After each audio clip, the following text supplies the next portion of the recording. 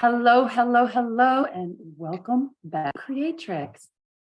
Are you someone who's grappled with the feelings of deep loneliness, abandonment, or not fitting in? The more I speak with people individually, the more I realize that so many of us have been touched by these heavy feelings, and they don't feel safe or comfortable expressing them to others. So today on the show, we're going to hear from an amazing, amazing soul. She'll share her story of healing the abandonment wound authentically and with love. No possible trigger warning ahead for some people. So welcome to Creatrix. I am your host. For those of you who don't know me, Kat Moulton, and I help you get out of your head and into your heart to create the impact that you feel called to make in the world. I help you navigate confidently and courageously relationships. And the most important one, the relationship with yourself. Today's special guest, Coach Lilly, is from Lithuania and coming to us from Croatia. She's here to share her story and her heart with us because it's the energy of the heart that changes matter. Coach Lilly is a passionate philosopher, curious empath, intuitive coach who went through many depressions, overcame suicidal thoughts, healed her deeply rooted rejection and abandonment wounds. She's transformed herself from the inside out, from fearful, shy, insecure, aggressive, and self-doubting personality to a confident, loving, peaceful, and honestly expressive, authentic child of God.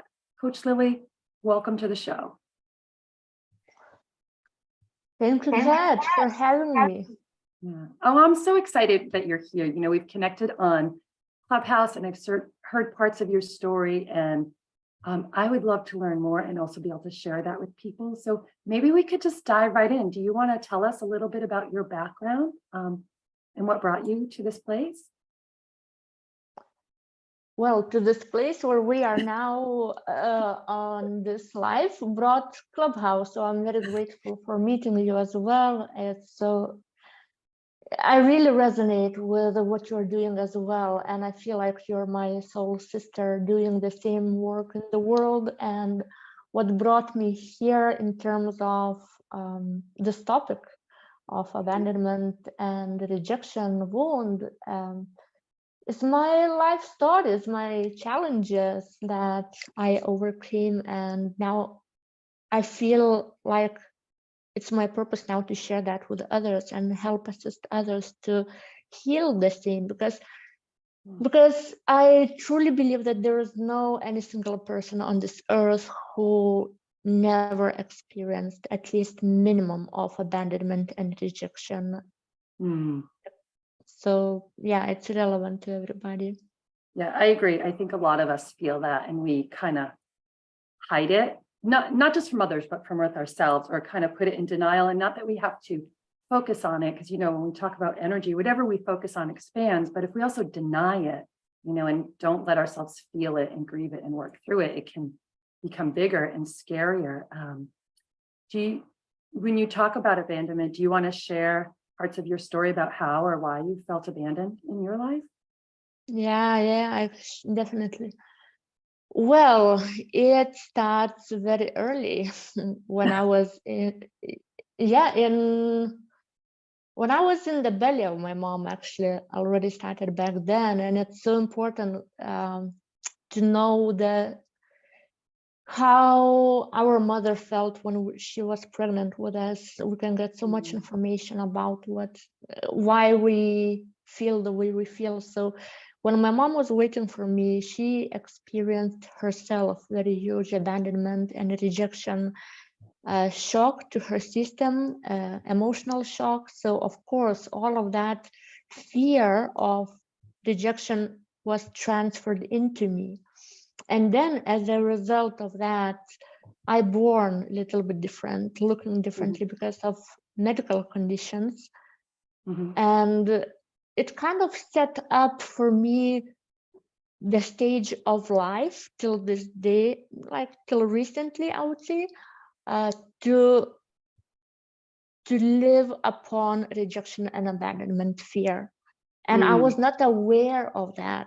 For many years, I was just, I thought I'm just myself. I'm just very expressive, but I was not aware that I was afraid of people leaving me. I was even abandoning people first before they had a chance to abandon me. So I was hyper vigilant, like trying to find the threat of abandonment and reacted on that. So in the past, I was very reactive. So yeah, first in the womb, then when I born, that rejection continued in the way that we all know. Children and even adults, when they lack maturity, they throw some comments and some laughs. Even though I was very much protected by my parents from such experience, because they brought me to religious school, I didn't go to kindergarten. I was pretty much safe, and also I protected myself pretty well, because my coping mechanism that I developed was falling into my imagination, into the clouds, and I just didn't see people, and it was very safe for me. So and it continued then was when it comes to jobs, right? Because I don't match the standards of what aesthetic is in the world. That's why I really struggled to get a simple job like waitress or cash lady, because you need to be a representative, and everybody had that standard of what a representative is, and it really frustrated me and hurt me so much, because I'm a person who loves communicating with people, and it's so easy for me to do that. And it was rejection after rejection after rejection. So all I had left to do was to create my own business. So yeah, that's how that path of mine had been looking. I love that. I love that with all that rejection from, not that you were rejected, but that you, instead of letting it really cripple you, you decided, I'm going to start my own business then. That's powerful. That's awesome. I wasn't expecting to hear that. I mean, I've heard pieces of your story, right? But I loved how it started about the womb. And that really resonates with me, because I didn't expect that from you either. I've been diving more and more into that material. I mean, that connection that the mother has with their children is so powerful, and the generational and the genetic, but that you recognize that it starts in the womb, because so many of us don't, right? And I certainly did not. And even though I have a bunch of children, I didn't, but I'm studying family constellation therapy and some other things and exploring it. And it so much comes back to that place. And you know, our friend Sandra Orna from Clubhouse, she does a womb treatment, like a downloaded energy womb. So I just found that really interesting and wanted to ask you, when you became aware of some of these issues stem from the womb, have you ever done any healing around that incorporated some type of womb healing, or did you do other things that worked for you? Specifically, I didn't focus on the womb, even though I attended one or two workshops connected with the womb, but also I was attending family constellations regularly for 1 year, once per month during full moon. Okay. So I did this, what helped me a lot. And also probably my biggest help to myself is healing my inner child. Somehow I have a feeling that inner child is connected very so much with the womb. Yes. Because the womb, what is kind of the void, is creativity lies there, right? And child is creative very so much. So yeah, for me, my best daily actually practices inner child healing. Inner child healing. How do you feel that catapulted you, like the inner child healing? Was it hard to do it first, like to go in and connect with that part of yourself and recognize what she'd been through? Or was it like, was there a lot of resistance to that, I guess? Yeah, I get what you mean. Actually, for me, it was pretty easy. I know the stories that for some people, inner child just refuses to speak. Because for so many years, adults were ignorant to their own inner child. So that inner child was really pissed on them. And at times I find also my own little one that at times she shows her character that like, you're supposed to know that. And I'm like, oh, please tell me. But it was pretty easy for me because just one day, actually, I didn't learn that. I didn't hear about that. It came naturally for me, that inner child, that I became aware of my mental dialogue within myself. And then I just realized how, okay, the idea came to me, the question from my inner coach that I always communicate with. The question was, would you ever treat your future child in the way you're treating yourself now? And that was, for me, eyes-opening experience. And from that moment, I started becoming aware every single time I'm having this, okay, maybe not every single time, but often when I have certain thoughts, and when I have, especially when I have feelings, I don't want to feel it now, I don't want to feel it now, right? What many people do. Would I tell it to my child that, now you're in a low vibe, go, leave me and come back when you feel good? It's like I just started feeling so much love and compassion for that little one who never was seen and heard by other adults. So I realized that I need to become that adult who sees her and hears her.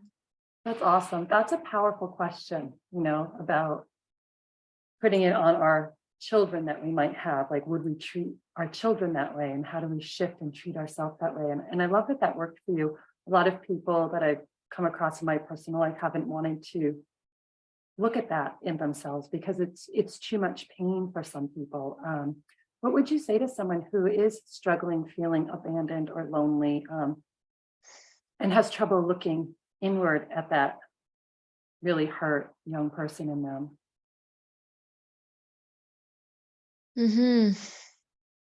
Very good question. First that comes to me,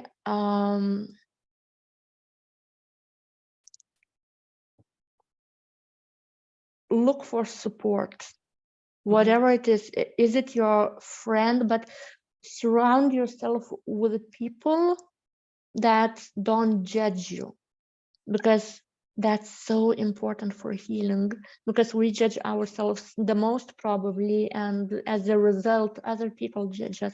So if you have a friend who is capable to hold that safe space for you, just go and talk to her and release everything, and just ask her to be there or him to be there for you for that moment. This is one way. Second way is, if you have any possibility to invest into yourself, by all means, approach professional specialists who can help you, because coaches, therapists, I wouldn't say that about psychologists, because psychologists work more on the mind, and they are not so much using integration of many modalities. Right. So therapist or coach, they know how to hold that safe space. So that person will become that best friend who doesn't judge and who sees more than you, and assist on that journey of connecting back. Because really, when you do that alone, it might feel very scary. Yes. It was easier for me because you probably read in my website, in the section about me, that from my early childhood, I always had that inner voice that later I discovered that the voice of Jesus, my inner coach, how I like to call. So every time he was that comforting presence in my life. So that's why through that voice, I was able to help myself. And then people started showing up and helping me as well. So external support is very important.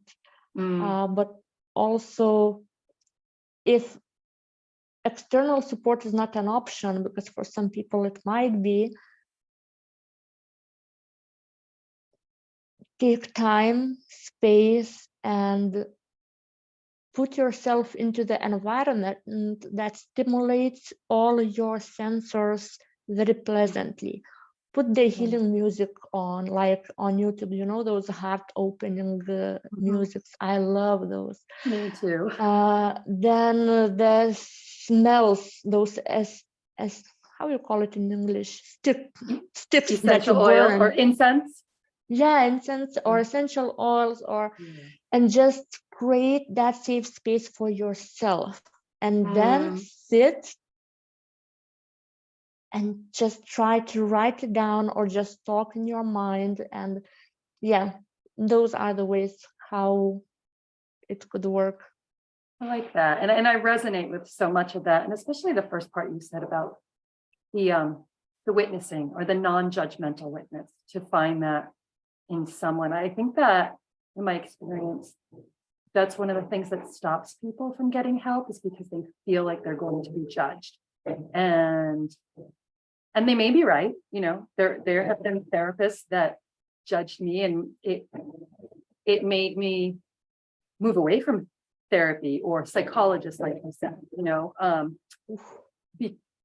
And I love what you said, because they work on the mind, and there is such a time to work on the mind, but to get into the body, to get into the heart is what I hear you saying, and find people who can help facilitate that, and people that you feel safe with, that create that safe container. And I like how you described about creating a beautiful, sacred, safe container for yourself. I do something similar. I love some of the music and the smells and the lighting, you know, and just whatever makes us feel good, to tap into the, you know, that more feminine or flowing energy, where we can work on that. Because, you know, there are other times where we have to be in that go, go, go, harder masculine to get things done. It's not one or the other, but creating that safe space is important. And witnessing, and just witnessing. And I feel like from what you've been through, you're a great witness for people. If they are looking for support, like really can hold that non-judgmental container. Why do you think, and I have my own views, we live in such a judgmental culture right now? Like, do you think it's more than it ever had been before? There was something on your website I read, or is it just because we're more global, harder to find non-judgmental people? What are your thoughts on that in this culture?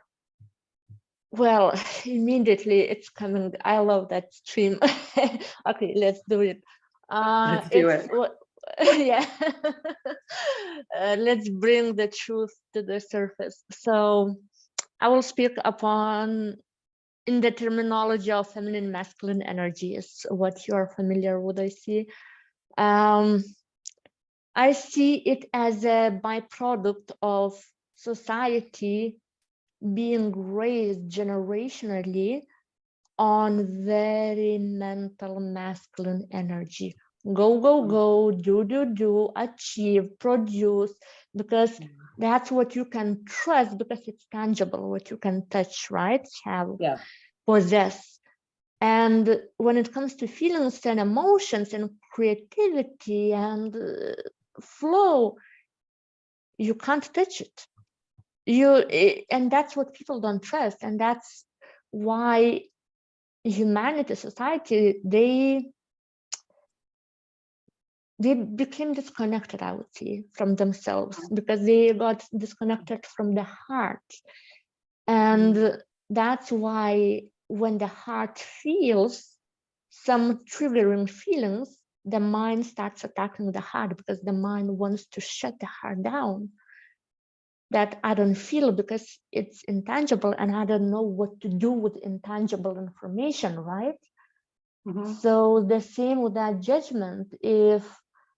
And mind was trained, has been trained for so long, that how life is, how life's supposed to be. Look how many labels now we have to describe different kind of it's not even a personality like ADHD, bipolar, narcissist. Oh my goodness. Yesterday I heard a new label and I was like, people, are you crazy? Like, Well, stop labeling and try to understand why this condition exists to begin with. And when we understand that from the heart space, then we don't need labels anymore. So judgment comes from a lack of capability to connect to one's heart. And why people don't have that capability to that degree is because they were raised like that. They learned that it's how it's supposed to be. I agree. It's a learning. So how do we start to unlearn that or bring back the heart, not completely like letting go of the mind, but how do we move back into this space where people are connected? Because I think that has been a theme like in my life for decades, that learning how to connect with people. And it starts with connecting with ourselves, right? And, breaking through what you said, almost like that protective personality, that false personality, the ego. And I appreciate that. I think there are more people, or I know that because I've had people privately message me, about things that they wouldn't say in general, or that's why some people feel more comfortable doing the one-on-one coaching versus a group because they're not ready to be seen or to be heard. And there's beauty in both, right? Group support or one-on-one, but this judgmental theme keeps coming up. But I wanted to ask you then, how do we, if we're going to not be judgmental, if we can just be that like neutral witness, how does that affect discernment? Because they're closely related, and sometimes we have to make judgments or, discernments. Do you have a way to do that for yourself? Like putting up a healthy boundary and discerning something? Do you always go in? Because you've talked a lot about that inner voice, that inner guide. Yeah. Well, that's a whole another topic, boundaries, that I'm very passionate about, actually. And I see that people started setting boundaries left and right, and it got distorted. I realized that it became like self-defense mechanism, and it disconnects actually even more. It closes the heart even more. So what I came to realize by my own experience, that I don't need boundaries. When I'm truly authentically myself, first of all, let's define what authenticity is, how it looks like, right? So authentic person, when, okay, I will refer to myself, it's easier to communicate. When I feel that something is off with another person, that they hide something from me, I will not stay silent. I will say, hey, look, I feel that something is like this and like that, and I have an idea that probably you are not telling me something. I would like to see what is it about, or somebody did something and I feel hurt. I don't hold it within. I say, hey, you hurt me. Your behavior really made me feel this and that way. And just simply expressing what we think and what we feel. Of course, the best way would be not like explode on a person. It's another, result of healing. But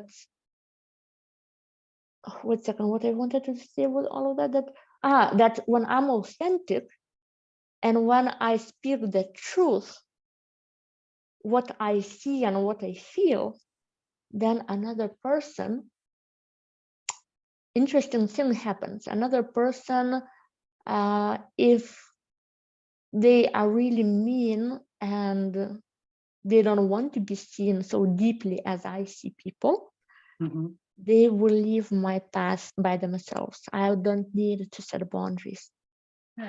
So they get scared that somebody sees them so much, so deeply, and that they can't put any masks in front of me anymore. And they make a decision to leave because they can't handle that level of truth and authenticity. Love that. That's beautiful, because you're owning it all, right? It sounds like you're owning your truth, you're speaking it, and it sounds like actually in love and kindness, at least the way you approached it, and you're just being honest and open, and you're who you are. And if people like that, they can stay. And if they don't, you don't even tell them to go away. They just kind of like follow their own energy and go where it feels better for them, or more in Yeah, alignment with where they are or what path they're on. Is that? yeah, correct. And imagine how much energy it requires to set the boundary. It's already intention that, okay, I disconnect from you. And I ask people, boundaries help you connect or disconnect from people? Right. Right. So Yeah. if somebody really wants to show up authentically for themselves, what would be a top tip or a place to start if they're listening to this and they know that they don't really show up authentically? It's not that they're lying, but there's so much they want to express, but they hold themselves back. How would you tell them to start? Or is there a tip that they could do in addition to some of the others you've already shared with us? First of all, very interesting thing when I'm working with the clients, and when I remember my own journey, for me at first was very hard to even identify what I was feeling, to give the name to the feeling. And now when I'm working with the people, I ask my client like, hey, and for example, she told that, oh, my mom did this and that, and I'm like, okay, how did it make you feel? And she gives me a mental explanation that, oh, I can't handle it anymore. Just description about the situation. I'm like, no, stop. How do you feel about it? And again, and I'm like, I feel all that she's feeling in my body because I'm channeling her energy, and I can't handle anymore. And I'm like, tell me, what do you feel? Because I'm feeling now what you're feeling. And then she stopped like, yeah. And then she stopped like, please give me one word for the feeling. What is it? And then they realize that they don't have even a vocabulary to define what the feeling is. So there is a very beautiful, on internet, Google is the circle of feeling of emotions, and plenty of different emotions, and it's easy, and people can print it and start from that. For example, something triggers, and then take time, take distance, take that paper out and see, what am I feeling? First try yourself to define, and then look into that paper, because then I discovered that I thought that I was feeling anger, right? But anger just covers deeper layers of different emotions. Then I discovered that I was feeling, but I discovered it without that paper. But it's all, my healing is the most because of my inner coach that he is guiding me through. And he asked me that, okay, but what are you angry of? So yeah, question yourself. The same, be curious. What am I feeling now? Then why am I feeling now?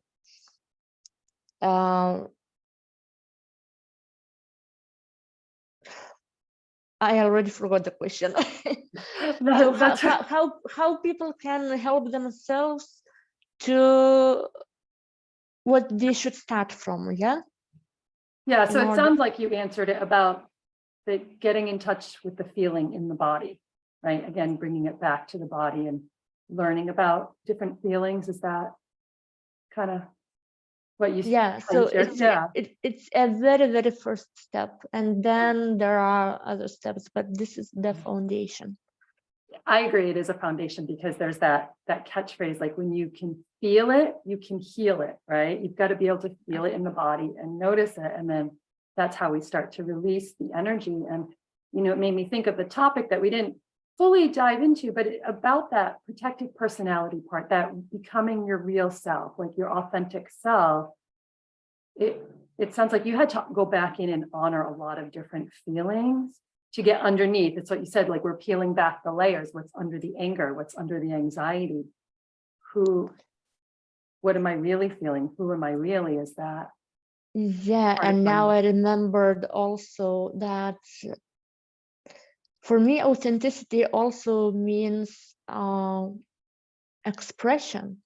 When Mhm, I was in my wound, I was very expressive of my wound. I was very expressing my hurt, my feelings, and I was judging myself for doing that. And what mhm, I got to realize that this was the best way for me to heal, because as more I was expressing, mhm. as more I was able to see. And we can't change something that we don't see, right? And we Right. can't see something that is not being expressed. Mhm, So that's why I see that it's too much stigma put on emotional expression if it's not if it's not intelligently expressed, right? mhm, But this is not authenticity. If a person doesn't have that level of emotional intelligence, their authenticity is to be the full expression of the way they are here and now, and not the idol that we expect others to be. mhm. I like that, and I agree. I think we categorize everything in extremes or like the labels, and I know it's a way for the mind to understand it, but it's like we only want to express our good feelings or the okay feelings. The heavier, uglier, darker ones, we're told not to. And there's a time and a place not to express them on people. But I remember a coach that I had over a decade ago taught me an exercise from a psychologist about expressing some of that anger and taking, in my, not on other people, but going into my basement with a wiffle ball bat and just feeling the rage, right? And taking the bat. And I used to hit this 25-pound, like, punching bag, this weight bag, and hit it. And I had so much anger that was not expressed for a time that I broke the bat, like the plastic bat broke, because it Wow. gave me a place to express, but in a healthy way, not taking it out on someone else. That's where that discernment comes in. But I think that you're right, that we have to be able to express stuff to release it from our system in a way, or finding the people that can witness that for us sometimes, and there's so many tools, but I think being witnessed to express the things that society tells us we shouldn't is really important, because we're not all light. We are light and dark. We are a mix of everything, and becoming whole or feeling whole, which to me is what you're saying is authentic, right? That wholeness, that integrated.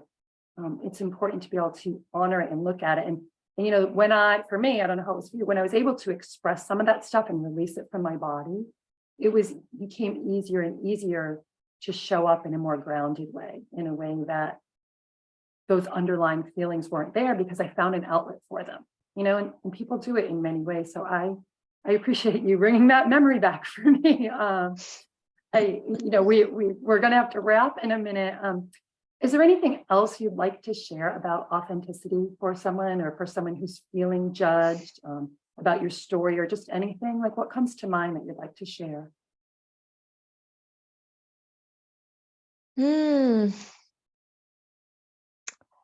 Authenticity and abandonment wound, healing it with authenticity. I would say those who suffer from abandonment wound,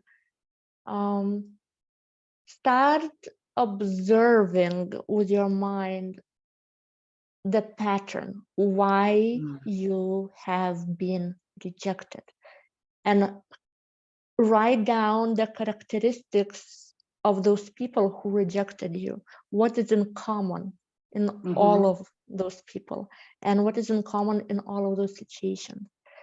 And then very likely your perspective, your mind might change. Mm-hmm. That's what happened to me. I thought that something was very wrong with me, that people were rejecting me, when I came to realize that actually those were just people who didn't want to listen the truth, because Mm-hmm. I was channeling that inner coach, that my invisible friend. I was speaking upon the truth, what I saw deep within people, and I Mm-hmm. spoke the truth upon, hey, what is not okay and what needs to change. And Yeah. people didn't like that. And because I embodied the light that they were suppressing within themselves, I was a reminder for them of their shadow. So they didn't want to feel that guilt and shame. So that was the reason why they rejected. So just observe the details and your mind might shift that it's not that's an okay, the last message, that it's not that something is wrong with you. I can give you promise for that. Mm-hmm. Other people just didn't have capacity, or maybe still don't have capacity to handle and to receive your authenticity. But it doesn't mean that you should change who you are. It's opposite. It's Mm-hmm. being yourself unconditionally, and allow people who are not supporting your authenticity to live your life, even if it means your mom or your dad. And that's hard for some people. It's, to break free, to really be who you are. But I think that, the more we're able to do what you're saying, to kind of break free and show up as ourselves, we give other people the permission to really show up as themselves. And that fosters that heart connection, for all of us, really, like, the collective. So I appreciate that, Coach Lilly. I have so many more questions I'd like to ask you. We can, dive in on Clubhouse or somewhere else. But if people wanted to work with you to learn more about, the abandonment wound and healing, being non-judgmental, anything that you talked about, or any of the other work that you do, where can they find you? And how can they reach out to you? Definitely, you can find me. I have a G account where I'm basically putting all the information there. I don't like multitasking, that's why I have Facebook fan page, but I'm not active there. And my website, betterfly.today, and not butterfly, but betterfly. And it means better, first love yourself today. Love that. So people who would like to experience that unconditional love and non-judgmental space where they can heal. Also, I'm about to start from April the group coaching course, and that's my intention and my vision. How I see is to attract those people, and I know that I'm attracting people based on my own vibration as well. That there will be people who are not going to be judgmental, and who will support, and that support of the community will last for the next 3 months. So we will do a healing there, because abandonment wound, I forgot to say that any kind of wound, any kind of trauma, and I bet you would agree with that as well, Kat, that it's not enough to heal it just on the mind level, just to understand it, right? Yeah. First level is the mind. Then we need to feel what we know in order to have transformation in the energy shift. And then still energy stays in the body. So the last step is removing that trauma from the body. So that program is designed for those 3 elements to help us heal. I love that. I feel like we're so in alignment. I do the similar mindset, heart set, like soul set, and then creating your skill set to go out there and do whatever it is you want to do or show up. We do have to take action as well. So, but it's like doing all these elements or practicing them. And I love that you're cultivating safe space for people to do that in a group. I really appreciate you being here. I wanted to learn more about your story. Well, people can go to your website if they want to find out more about your story, your inner coach who's guided you. There's no one right path, but your path is beautiful. So I thank you. And I thank you all for watching and listening. If this has supported you, you can reach out to Coach Lilly at betterfly.com. Better, not butter. Love that. It'll be not com today. .com. Oh, sorry, betterfly.com today. It's right there in front of me.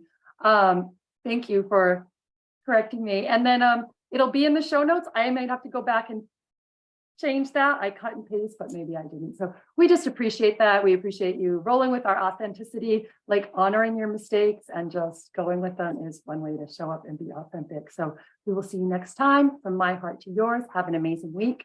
Find me at catmoulton.com. Bye-bye for now. Thank you, Kat. Thank Bye. you, Coach Lily. And I'm going to end the recording.